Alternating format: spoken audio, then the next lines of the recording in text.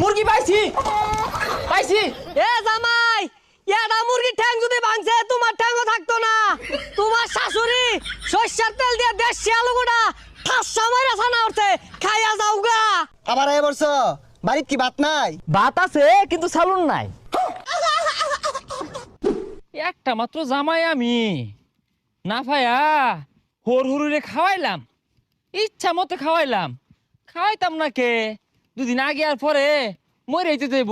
ওই আয় পড়ছি যাই। ধানগুলা কাটছি, খেরগুলা চালাই হোক গেলে। হ্যাঁ জামাই এটা শুধু ভাই। আমি এনে দু কি খুঁজুন? জামাই কালকে না বাইতে গেলা, আজকে আবার আইবর থাকে, বাড়ির ভাত নাই। শ্বশুর আব্বা আমি কি খাইলা তার জামাই একটা আমান চিপস লইছি। হ্যাঁ লইছই তো, 10টা দানা একটা বটে ডয় না, আমার 5-7টা মুরগি খেয়ে যাইবা।